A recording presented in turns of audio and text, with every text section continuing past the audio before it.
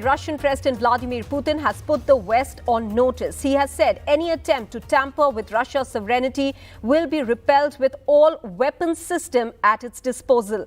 This as Russia gets ready to hold a referendum in 4 Ukrainian territories this week and has announced a partial mobilization of its forces ahead of that. The West has rejected the move for referendum as sham ballot suggesting it's an illegal means to annex Ukrainian territory.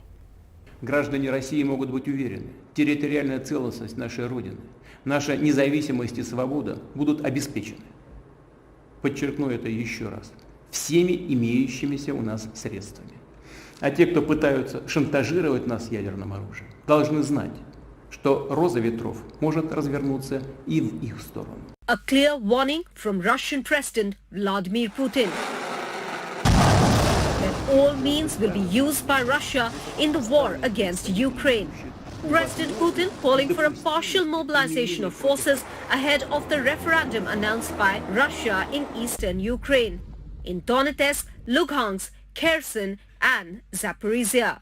Парламенты народных республик Донбасса, а также военно-гражданские администрации Херсонской и Запорожской областей приняли решение о проведении референдумов о будущем этих территорий и обратились к нам, к России, с просьбой поддержать такой шаг. Подчеркну, мы сделаем все, чтобы обеспечить безопасные условия для проведения референдумов, для того, чтобы люди могли выразить свою волю. И то решение о своем будущем, которое примет большинство жителей Донецкой и Луганской народных республик, Запорожской и Херсонской областей, мы поддержим.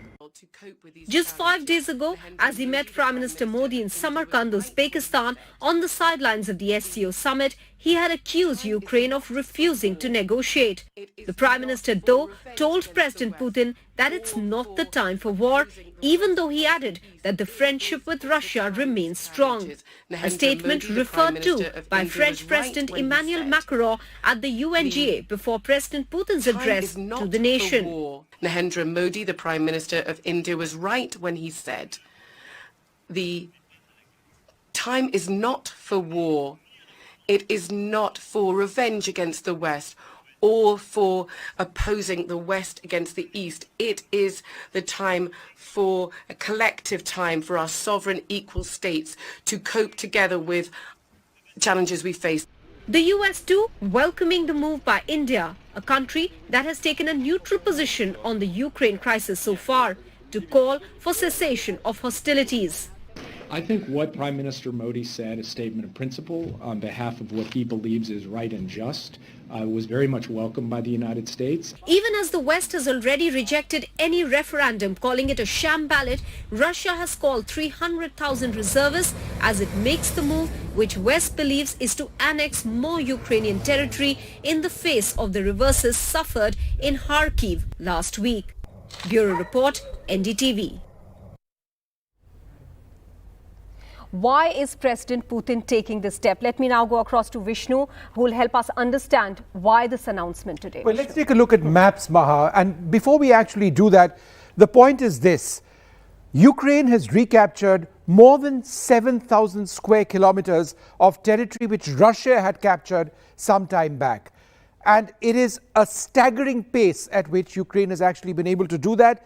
City after city which had been captured by Russian forces have been recaptured by Ukraine, which is why when Putin makes a nuclear threat today, it's because, let's face it, at the moment, as of now, he's losing the war. So he's upped the ante, as it were. But here's a map of Ukraine. What you're going to see are the areas first in the east and the south of the country where fighting is actually on. So we're going to be focusing on the east of the country.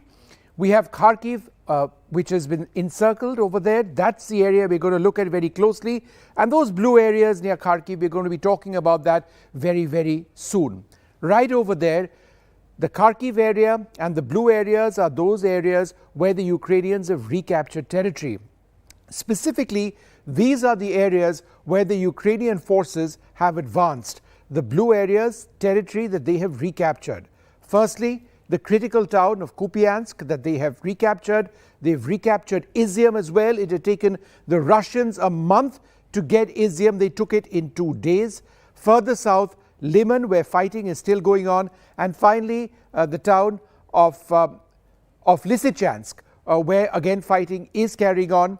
So these are areas where the Ukrainians have made a lot of progress. Liman, in fact, by now it is believed to be in Ukrainian control. But further south, there's a lot of fighting where the Russians have actually had a counteroffensive in that area, which is called Bakhmut.